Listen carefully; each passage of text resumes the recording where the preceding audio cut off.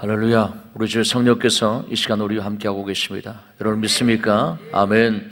우리 자고 계신 분들에게요, 주 이름으로 사랑합니다. 주 이름으로 축복합니다. 아멘. 할렐루야. 주 이름으로 사랑합니다. 축복합니다. 아멘. 이번 금요일과 토요일 성회를 통해서 하나님께서 우리 가운데 함께 하시고, 또한 여러분들 한 사람 한 사람 사모하는 심령들을 또한 만지시고, 또 여러분들을 또 치유케 하시고, 하나님과의 관계가 회복되어지는 그런 은혜가 충만했던 이번 집회였던 줄로 믿습니다. 특별히 하나님 앞에 감사한 것은 어제 우리 장로님께서 그런 간증을 대신 해주셨지만, 첫날 저녁에 이제 그 뉴질랜드 국회의원 우리 멜리살리, 제가 뭐 다른 날도 좋지만 은혜로운 성회가 있는데 살아계신 하나님 만나고,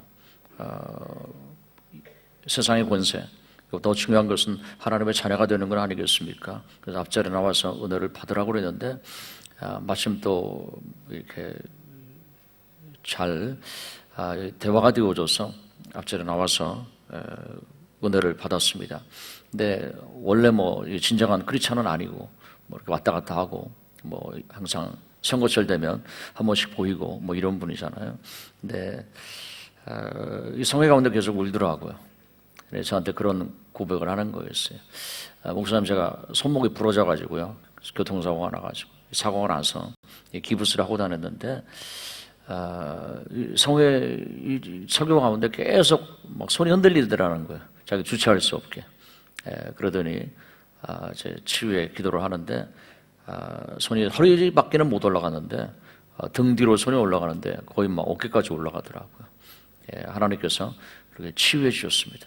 간증을 해서 제가 뭐 저녁에 나와서 좀 간증을 하라고 그렇게 얘기를 했어요. 근데 어제는 나오지 못해서 우리 장로님이 대신 간증했지만 오늘 저한테 그런 문자가 왔더라고요. 목사님, 정말 꼭 참석하고 싶었습니다. 어머니까지 모시고 제가 참석하려고 그랬는데 모임이 너무 늦어져서 제가 어젯밤 집회에 참석하지 못해서 얼마나 마음이 안타까웠는지 모릅니다.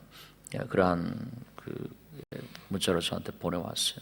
근데 여러분, 제가 말씀드리고 싶은 것은요, 물론 뭐 그뿐만이 아니라 첫날 저녁에 집회를 시작하기 전에 한 적이 눈에 이상이 있고 뭔가 문제가 있는 분 치료해 주셨습니다 했는데, 어제 집회 끝나고 나서 저한테 어떤 분이, 우리 교회는 아니었어요, 제가 바로 그런 사람이었었는데 제가 치료를 받았습니다.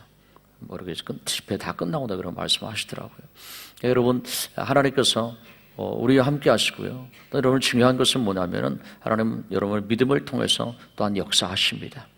집회가 끝나서 나에겐 그런 기회가 이제 없어진 것일까가 아니라, 여러분들이 믿음을 가지고 하나님의 은혜를 사모하게 될 때 하나님께서는 그 역사를 지속적으로 하고 계신 줄로 믿습니다. 성령의 기름 부으심이 여러분 가운데 계속 이제 흘러 들어갈 수 있도록, 그리고 흘러나올 수 있도록 여러분들 사모하는 그런 심령으로 하나님 앞에 예배 드리실 수 있기를 주님의 이름으로 축원합니다. 아멘. 우리 하나님의 말씀 한번 같이 보도록 하겠습니다. 히브리서 10장 우리 23절에서 25절까지의 말씀입니다. 또 약속하신 이는 믿으시니 우리가 믿는 도리의 소망을 움직이지 말며 굳게 잡고 서로 돌아보아 사랑과 선행을 격려하며 모이기를 피하는 어떤 사람들의 습관과 같이 하지 말고 오직 권하여 그날의 가까움을 볼수록 더욱 그리하자. 여러분, 오늘 하나님이 여러분들을 사랑하십니까? 그 사랑하는 마음으로 여러분들 하나님 앞에 예배드리시고요, 나를 간절히 찾고 찾는 자가 나를 만날 것이고 나를 사모하는 자들을, 나를 사랑하는 자들이 사랑을 입을 것이라고 주님 말씀하셨어요.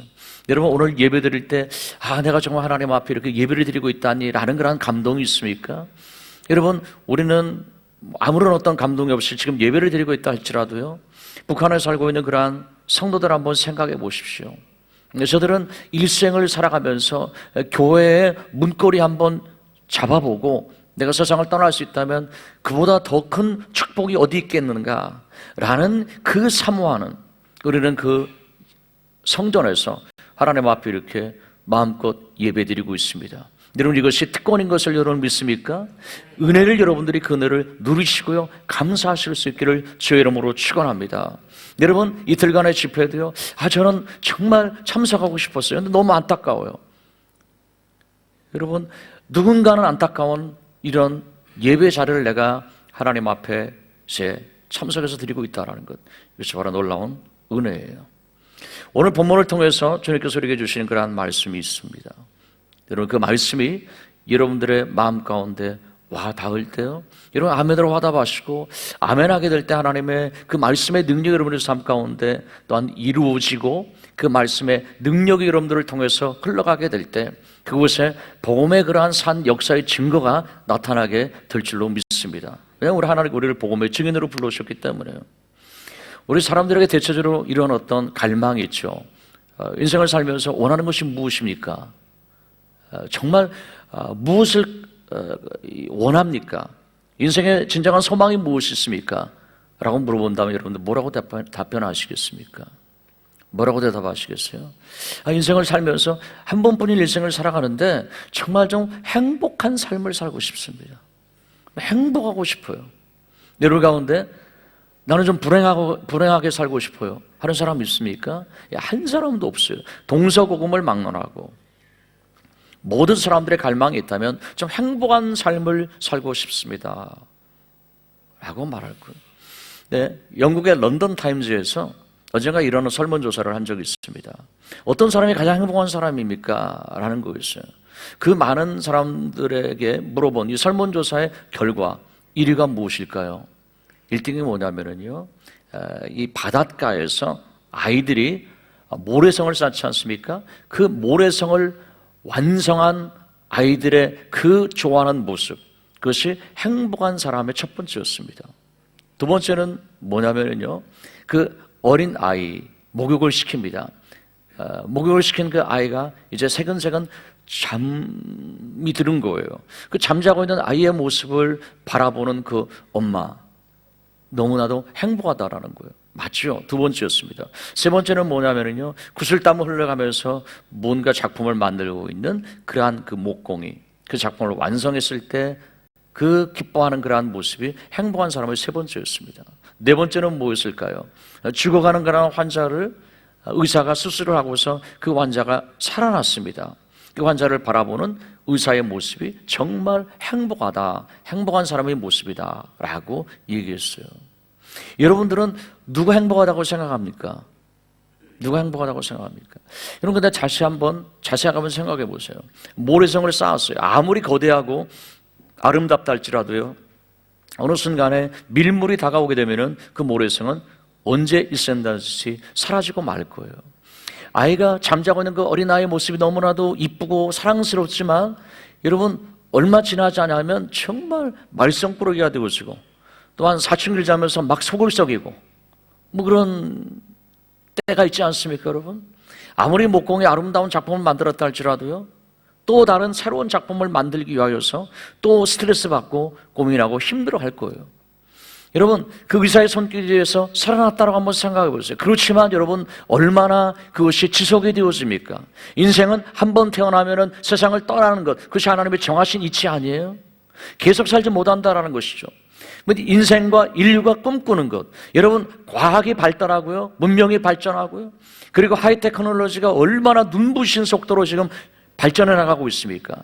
그렇지만 이러한 세상 가운데서 사람이 꿈꾸는 그 행복의 모습이 이러한 것이라면 과연 인생이라는 것이 소박한 것이 소중하지 않다라는 것은 아니에요.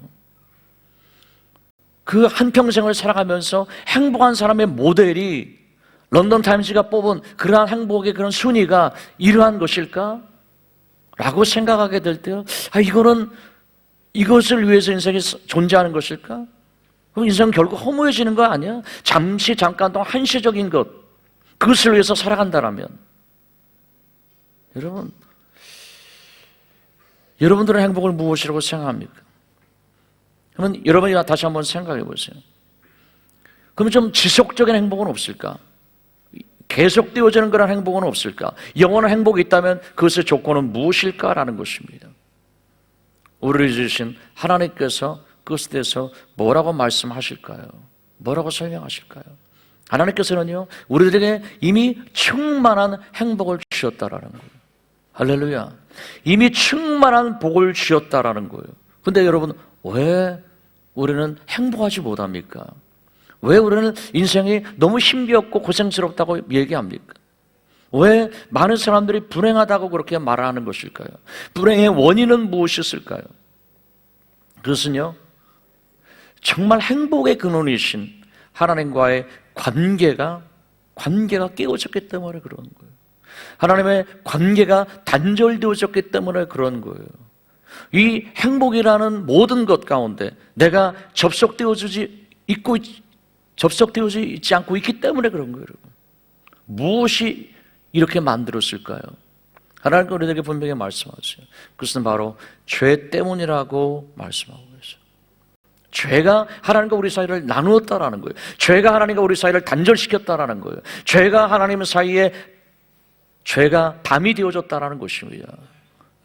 궁극적인 어떤 그러한 이유와 원인을 쫓아서 이것을 우리가 해결하지 않는다면, 죄를 해결하지 않는다면, 여러분 가운데 이렇게 생각하는 사람이 있을 수 있어요. 내가 뭐가 죄인입니까? 내가 무슨 죄를 지었는데요? 이렇게 마음속에서 반발이 되어줄 수 있는 사람도 있을 수 있어요. 여러분, 다윗은 뭐라고 고백했을까요? 여기에 대해서요. 시편 51편 5절 말씀, 우리 같이 한번 읽어봅니다. 내가 죄악 중에서 출생하였으며 어머니가 죄 중에서 나를 잉태하였나이다. 이미 내가 이 세상 살면서 죄를 짓건 안 짓건 간에 이게 문제가 아니라 이미 어머니 뱃속에서부터 출생할 때부터는 죄인으로 태어났다는 것입니다. 우리가 태어났을 때 성씨를 우리가 정합니까? 아니에요. 태어났더니 부모님이 김씨든 이씨든 뭐 아버지가 박씨든 그것을 그대로 물려받지 않습니까? 이미 우리는 죄악 중에 태어났다라는 거예요. 로마서 우리 3장 10절에 12절까지의 말씀 같이 한번 읽어봅니다. 기록된 바 의인은 없나니 하나도 없으며 깨닫는 자도 없고 하나님을 찾는 자도 없고 다 치우쳐 함께 무익하게 되고 선을 행하는 자는 없나니 하나도 없도다. 여러분, 모든 사람들이 죄를 범하였다고 그랬어요. 한 사람도 의인이 없다라는 거예요. 거기는 저도 포함되어지고요, 여러분들도 포함되어지고 모든 인류가 이에 해당되어지는 거예요. 근데 이 죄가 한 일이 뭡니까? 하나님과의 관계를 단절시켰다라는 거예요.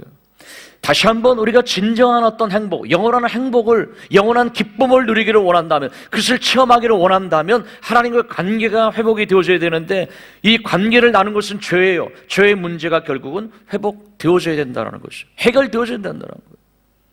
죄가 어떻게 해결되어질 수 있습니까? 예수 그리스도의 십자가의 대속적인 죽음, 예수님께서 흘리신 그러한 보혈의 능력, 바로 이것이 죄를 도말하는 거예요. 즉 예수 그리스도의 대속적인 죽음을 내가 믿음으로 받아들이는 것입니다. 그래서 내가 하나님의 자녀가 되어졌습니다. 이러한 중생의 사건이 우리 가운데 먼저 있어야만 되는 거예요. 근데 이것을 가능하게 하는 것은 무엇일까요? 성령의 도우심이에요. 성령의 역사예요. 이것을 깨닫게 만들어주는 거예요. 우리가 하나님의 말씀 에베소서 2장 8절에서 9절까지 말씀 우리 같이 한번 읽어봅니다. 너희는 그 은혜에 의하여서 믿음으로 말미암아 구원을 받았으니 이것은 너희에게서 난 것이 아니요 하나님의 선물이라. 여러분, 우리는 무엇인가를 해야지 보상을 받습니다. 심은 대로 거두는 것이죠. 그렇지만 이 한 가지는 예외적인 거예요. 하나님이 그냥 선물을 주셨다라는 것입니다. 사람의 힘으로는 불가능하기 때문에. 여러분, 선물을 주시는 아버지 앞에 우리가 해야 될 일은 무엇일까요? 그 선물을 받고 기뻐하고 즐거워하는 거예요. 여러분, 자녀가 있어요. 근데 여러분들이 그 자녀를 위해서 무엇인가 선물을 이제 했어요. 근데 그것을 받는 자녀가 이거 얼마나 하는 거예요? 이러면은 벌써 이제 얘기가 안 되는 거예요. 또는 이거 진짜예요? 뭐 그런 데라든지, 이거 주고 나한테 무슨 고생을 또 시키려고 그러는 거예요. 자녀가 그런다고 생각해 보세요. 그럼 이거 해당 안 되는 거죠. 근데 여러분, 그 자녀가 선물이 크든 작든 것이 문제가 아니라 그것을 받아들이고 너무 기뻐하고 너무 즐거워하는 거예요. 그것으로 다 되어지는 것이죠. 그것이 우리가 선물을 주신 아버지에게 해드릴 수 있는 그런 은혜의 보답이에요, 여러분. 할렐루야. 여러분, 예배라는 것은 무엇일까요? 하나님께서 나를 사랑하셔서 독생자 예수 그리스도를 주셨고 예수님께서 나를 위해서 생명을 주셨습니다. 이 엄청난 선물을 내가 받고 하나님 너무 감사해요. 그 은혜를 내가 즐거워하게 될 때 그 모든 것을 주신 그 아버지는 보람이 있는 것이죠. 기쁨이 있는 것이죠. 이런 어떤 사랑의 어떤 오고감이 있는 것, 그것이 바로 예배예요, 여러분. 주님의 사랑에 대한, 주님의 은혜에 대한 그러한 깨달음이 여러분 가운데 있기를 주님의 이름으로 축원합니다. 여러분, 이러한 어떤 이 엄청난 사건에 대해서 나를 위해서 사랑하신 그 아버지 사랑이 얼마나 큰 것인지 이것을 우리가 진정으로 체험할 수 있다면 이런 고백을 드리지 않을 수가 없을 거예요. 찰스 웨슬리가 중생을 체험한 이후에 너무 감격했습니다. 그래서 이 같은 고백을 했어요.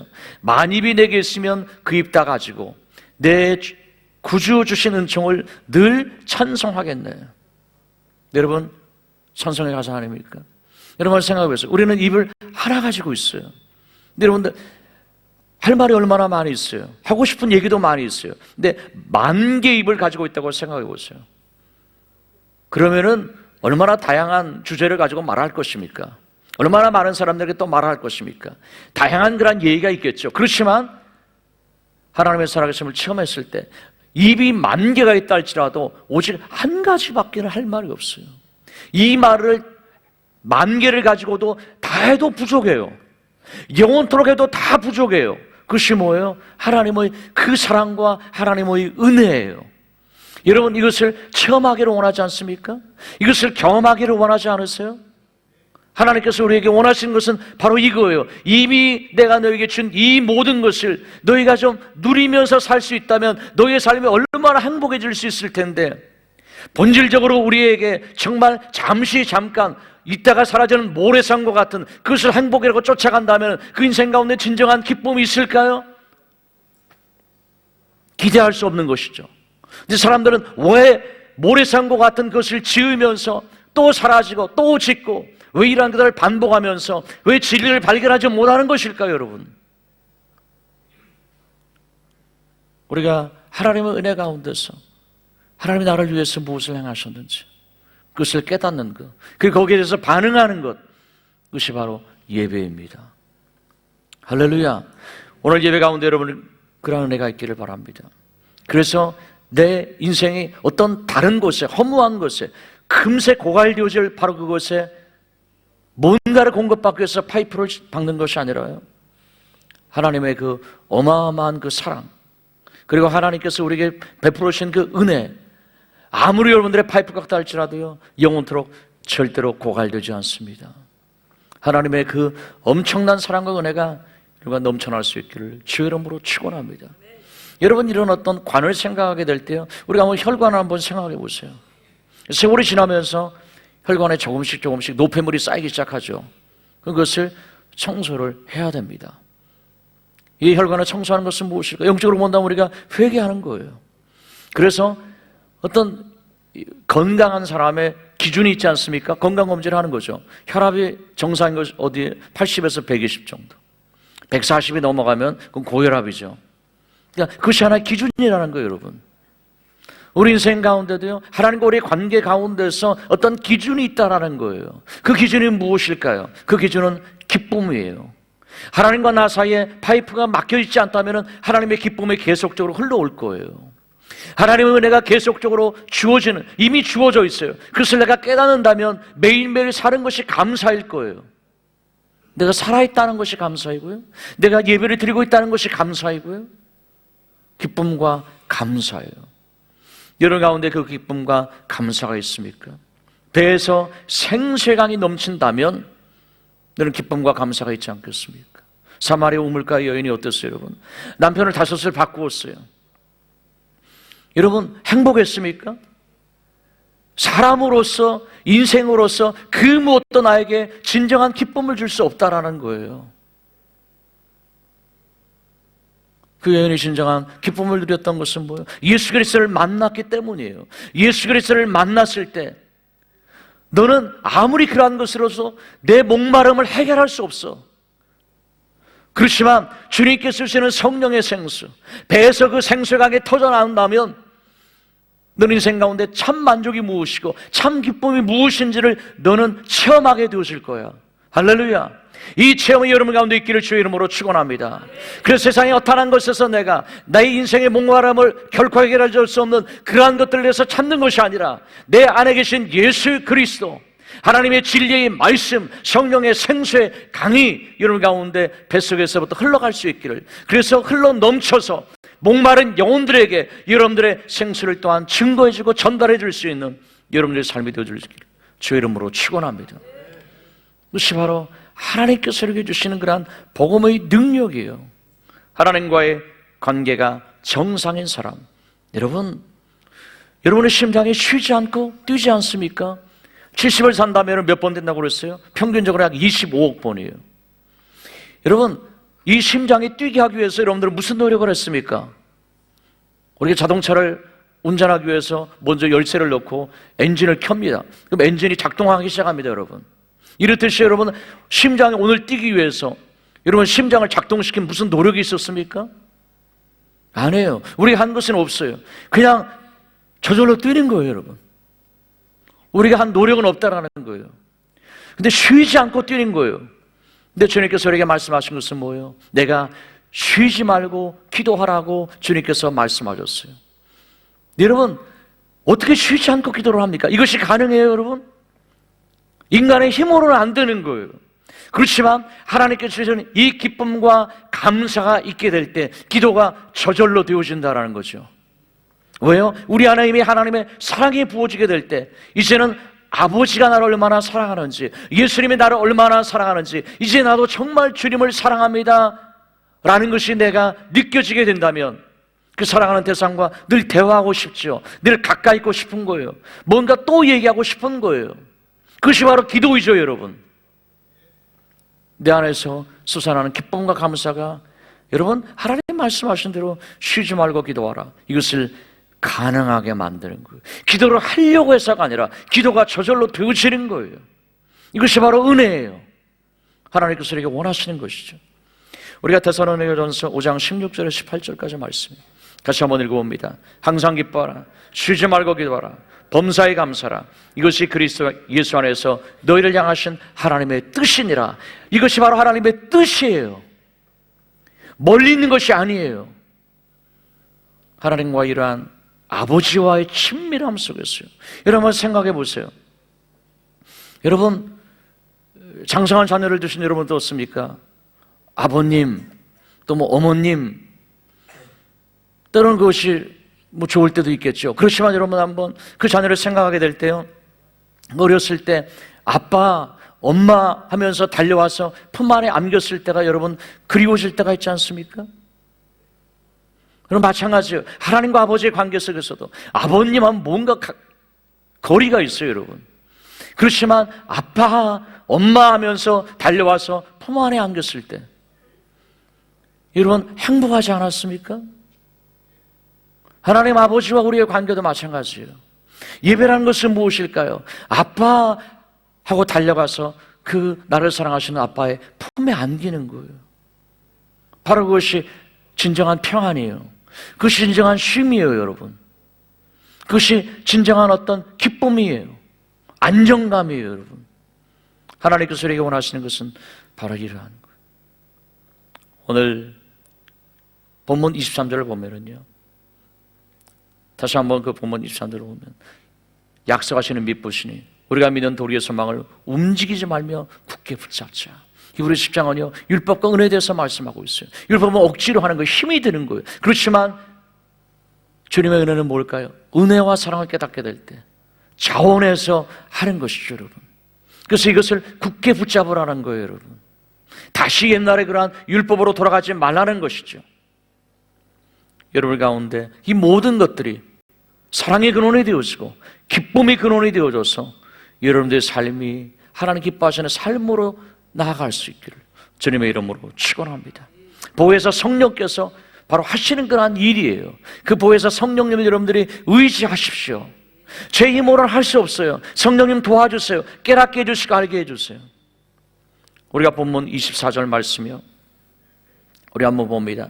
서로 돌아보아 사랑과 선행을 격려하며.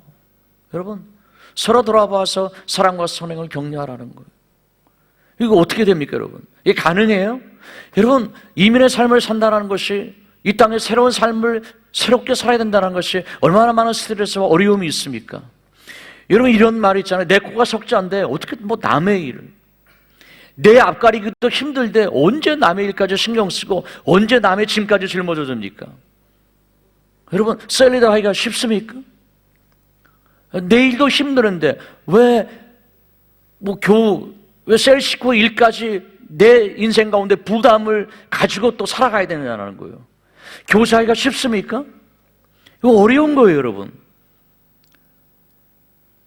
내 앞가리 하기도 힘들어요. 근데 어떻게 다른 사람의 이제 선행을 서로 돌보고 사랑과 선행을 격려하면서 어떻게 살아갈 수 있어요? 이건 인간의 힘으로 안 되는 거예요, 여러분. 그것을 내려놓으십시오. 그렇지만 가능하게 하는 것이 있어요. 바로 23절에 있는 말씀처럼 여러분들이 그 기쁨과 감사가 내 안에서 넘쳐난다면, 그것이 회복이 되어진다면 여러분 돌볼 수 있는 거예요. 그 능력과 그 은혜를 가지고요. 할렐루야. 서로 격려할 수 있는 것입니다. 여러분, 내가 힘들고 지쳐서 이게 아니에요. 하나님께서 부어주시는 그 능력은 여러분 전능하신 것입니다. 절대로 고갈되어지지 않는 것입니다. 성령의 그러한 기름 부으심을 통하여서 이런 일과 같은 하나님의 일을 여러분들이 하실 수 있기를 주님의 이름으로 축원합니다. 여러분, 우리가 인생을 살아가면서 이 인간관계가 얼마나 많이 힘이 듭니까? 여러분, 내 마음 같은 사람은 단 한 사람도 없다라는 그런 말을 여러분 우리가 동의하면서 살고 있지 않습니까? 근데 우리가 인간의 관계, 이민 사회에 가장 어려운 점이 있다면 인간의 관계일 거예요. 사람 간의 관계예요. 이 인간관계를 깨트린 것이 무엇일까요? 험담과 비방이에요. 여러분, 정말 비수와도 같은 것이죠. 칼로 난 상처는 아물 수 있어요. 그렇지만 어떨 때는 말로 난 상처는 평생 아물기가 힘들 때도 있어요, 여러분. 근데 우리가 우리 어느 생활을 어떻게 하고 있습니까? 우리 사람의 실상은 무엇입니까? 타락한 인생의 실상은 무엇입니까? 타락한 인생의 실상은요.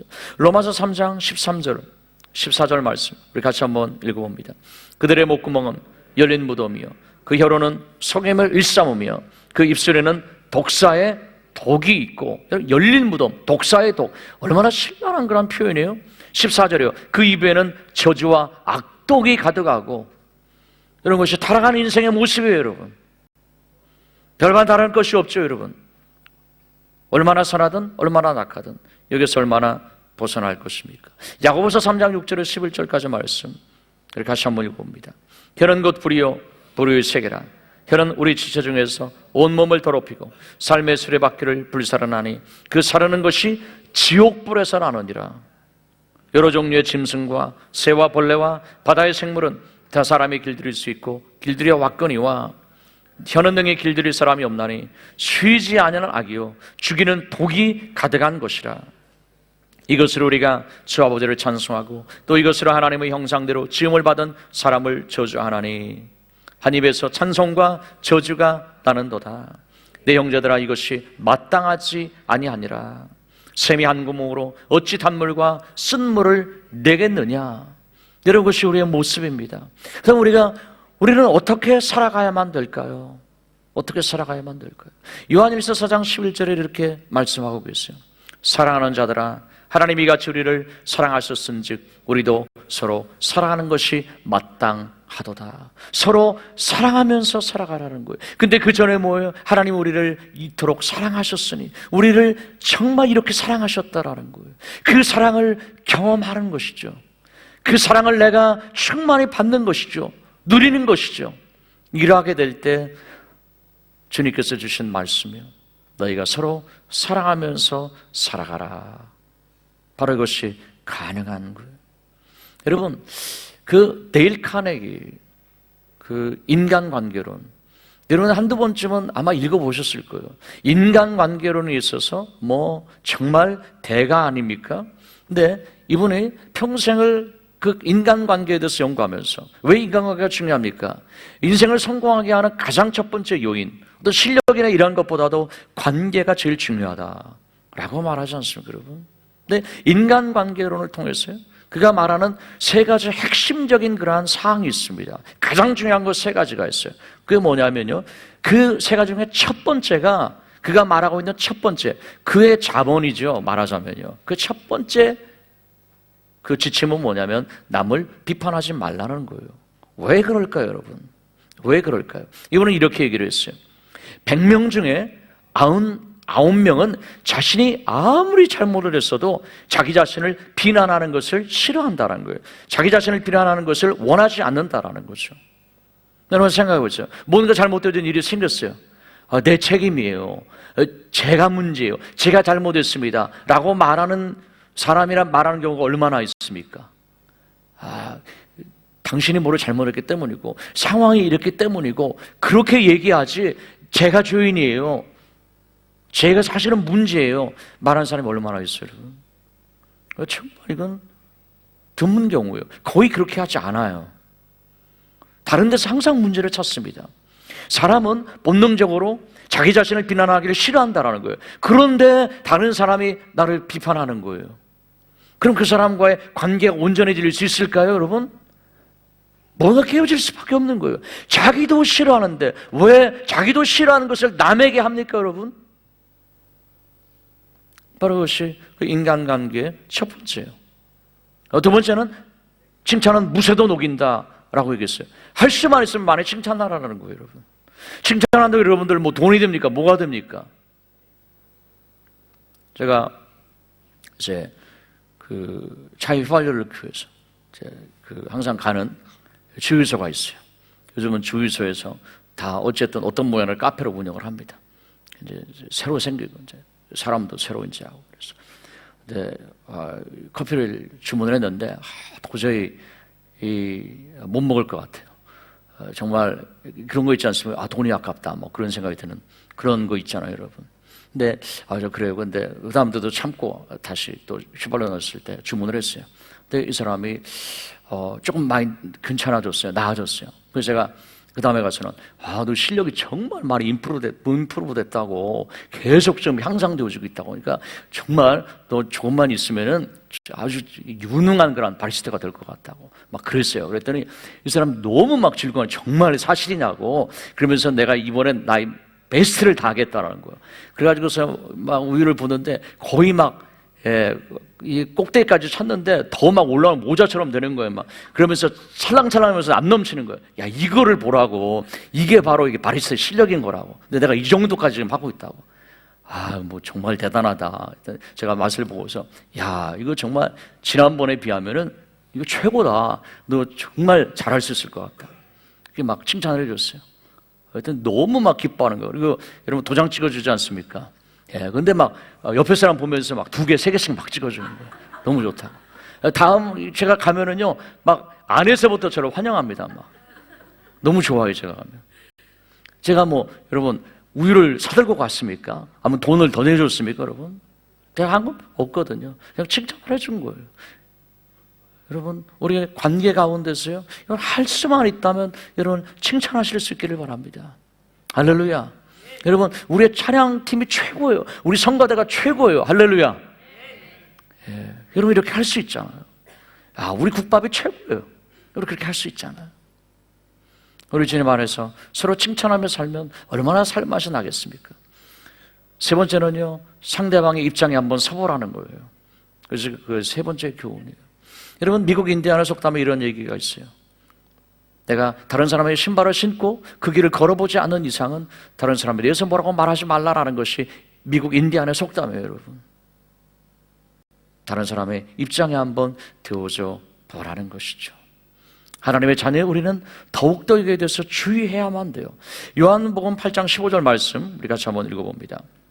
너희는 육체를 따라 판단하나 나는 아무도 판단하지 아니하노라. 여러분, 누가 하신 말씀? 예수님께서 하신 거예요. 우리는 육체를 따라 사람의 모습, 보이는 겉모습을 보고서 판단을 합니다. 근데 예수님도 판단하지 않겠다고 그랬어요. 근데 여러분, 누구신데 여러분들은 판단합니까? 예수님도 판단하지 않으시겠다고 했는데요. 우리는 판단할 권리가 없는 거예요, 여러분. 겉모습을 쫓았어요.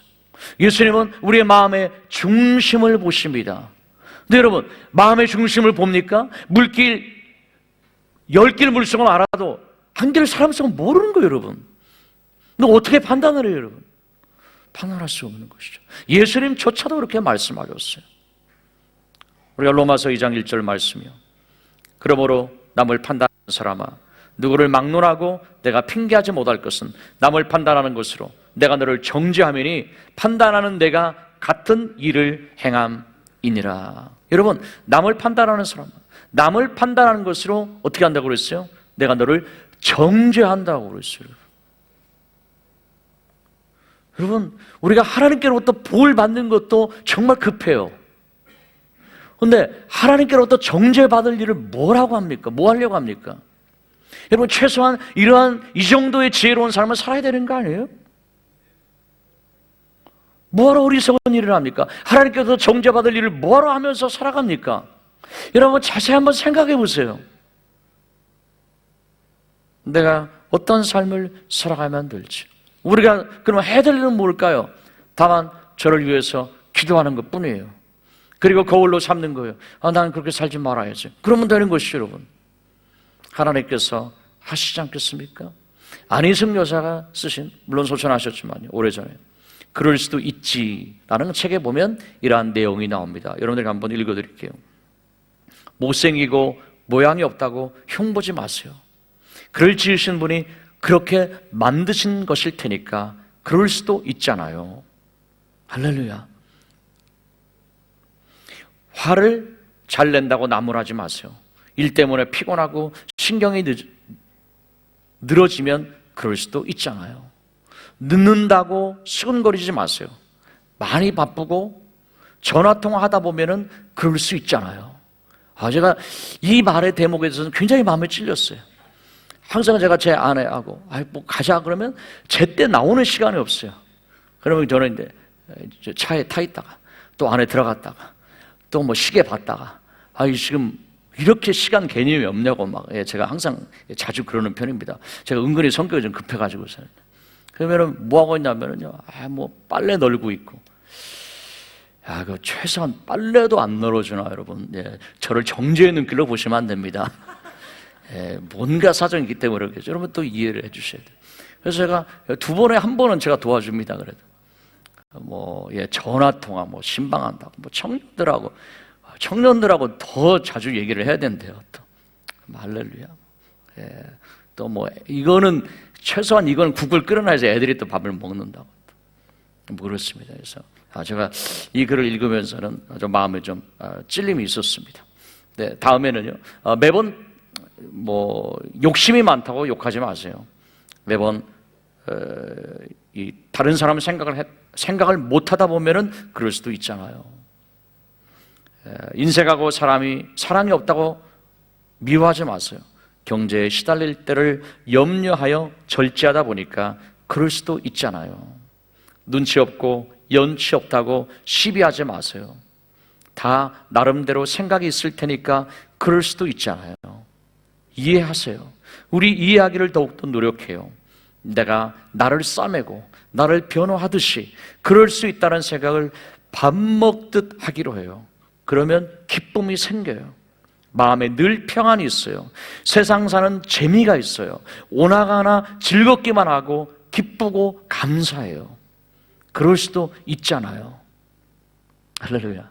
여러분, 다른 사람에 대해서 짜증나고요, 화나고 그러려고 할 때 그럴 수도 있겠지. 여러분 그렇게 생각하실 수 있기를 주님의 이름으로 축원합니다. 여러분, 이 같은 마음을 가지고 살아가는 것, 바로 거기에 기쁨이 있고 즐거움이 있다라는 거예요. 서로가 서로를 이해하면서 살아갈 수 있다면 얼마나 좋을까요? 우리가 말씀을 들으면 듣는 것에 그치지 않고요, 내 삶까지도 적용하는 것이 필요해요. 근데 청교도들은 정말 과격하게 말씀을 삶에 적용하면서 살더라고요.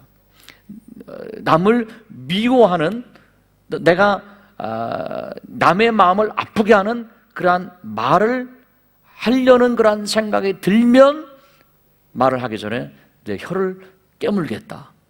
할렐루야. 청교도들의 그 생활 말씀 적용입니다. 남의 다른 사람의 마음을 아프게 하려고 하는 말을 하려고 한다면 잠깐 하고 혀를 깨문다라는 거예요. 할렐루야. 여러분, 이거는 적당하게 적용하실 수 있기를 바랍니다. 또 저 때문에 다쳤다고 여러분들이 하시면 제가 어떻게 하겠습니까, 여러분? 그래서 여러분들을 잘 되게 하려고 설교하는 것이지 부상을 입히려고 하는 것은 절대 아니지 않습니까?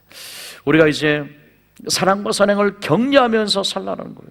우리 갈라디아서 6장 9절에서 10절 같이 한번 읽어봅니다. 우리가 선을 행하되 낙심하지 말지니 포기하지 아니하면 때가 이름에 거두리라. 그러므로 우리는 기회 있는 대로 모든 이에게 착한 일을 하되 더욱 믿음의 가정들에게 할지니라. 선을 행하되 이거 언제까지 해야 되는 거야? 그렇지만 여러분, 주님을 생각하면서 더 하는 것이죠. 마지막으로 본문 25절에 보면 모이기를 피하는 어떤 사람들의 습관과 같이 하지 말고 오직 권하여 그날이 가까움을 볼수록 더욱더 그리 하자. 모이게 힘쓰라는 것입니다. 오순절날 저들이 성령을 받을 때요, 예수님께서 하신 말씀이 뭐예요?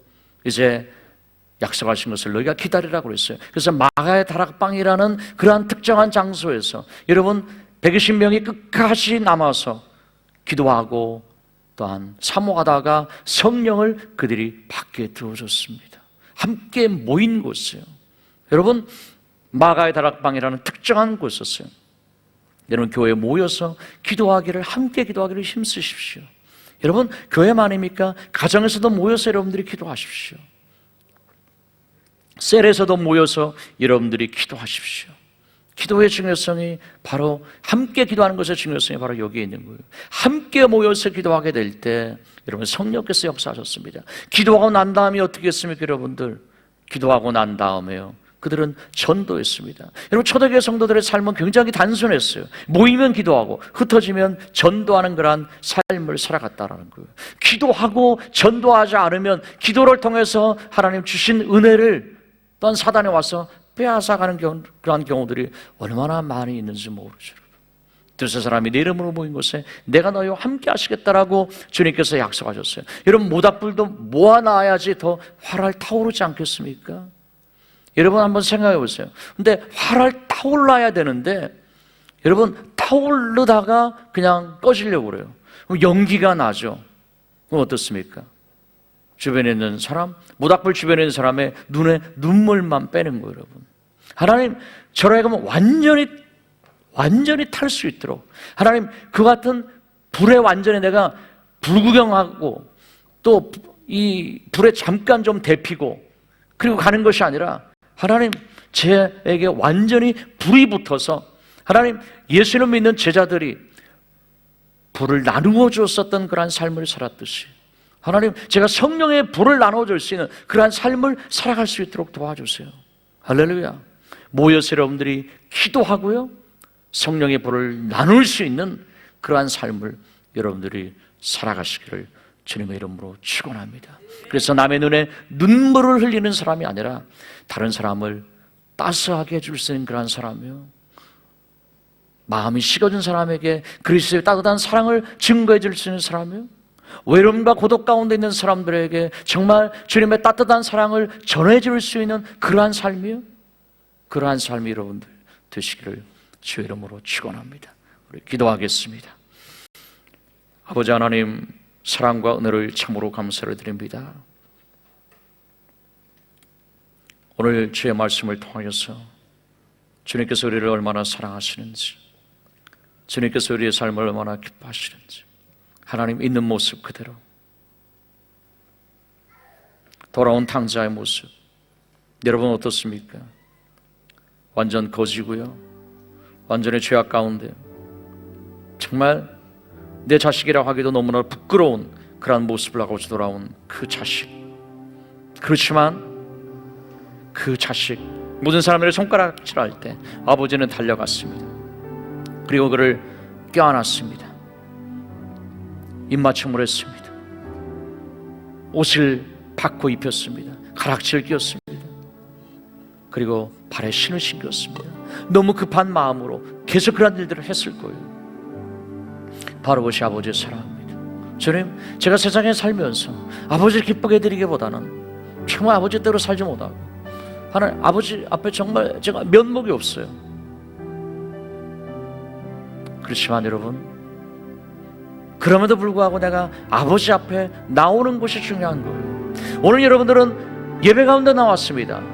보답은 열린 것은 여러분들 하나님 아버지 앞에 나왔습니다.